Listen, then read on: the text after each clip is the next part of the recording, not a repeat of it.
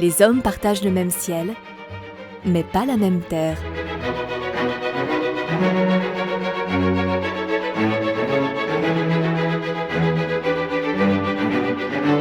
Si Château-Larose n'avait déjà une devise, il pourrait graver la formule sur son étiquette. Car la terre de Saint-Émilion est une rareté. C'est aussi une conquête. Les propriétaires de Château-Larose le savent bien. Viticulteurs depuis 4 siècles, descendants des créateurs de la propriété en 1882, où chaque génération a contribué à une œuvre unique.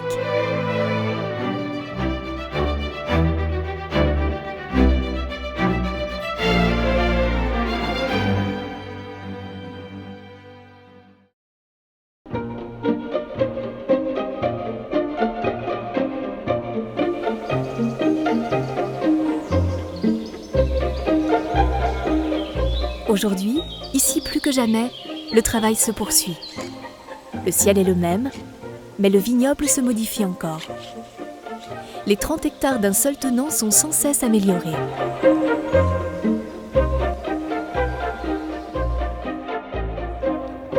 Si l'eau du ciel ne se contrôle pas, l'eau du sol se maîtrise. À Larose, 80% des parcelles sont drainées pour dominer le stress hydrique de la vigne. La qualité de l'encépagement vaut aussi, mûrement étudiée, pour viser l'équilibre entre Merlot, Cabernet Franc et Cabernet Sauvignon. En contrepoint, une démarche exigeante sur la densité de plantation, avec la coexistence de parcelles de 3 densités, source de subtilité dans l'assemblage final de la rose.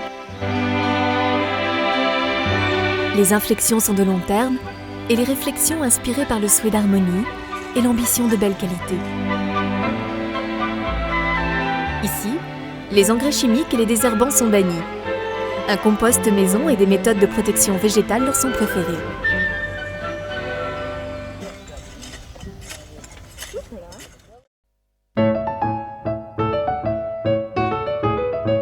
À Larose, chaque baie de raisin porte en elle l'histoire du ciel et de la terre. Le travail des hommes et des femmes, l'instant précis où l'on coupe le cordon nourricier entre la grappe et le cep. Il n'y a pas de petits détails lorsqu'il s'agit de respecter la nature. Ainsi, les grains de raisin sont précieusement collectés en cagette avant de passer par un nouveau mode de tri très doux et perfectionné. Reste à façonner le vin, servi par la composition même du terroir. La silice donne la finesse et l'élégance, l'argile, la structure.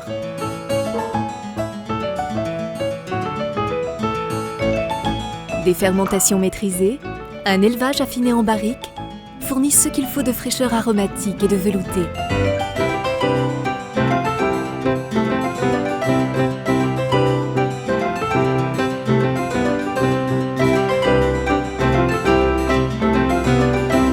Autant de notes d'un bouquet d'une histoire sans cesse recommencée, chaque année, entre le ciel et la terre.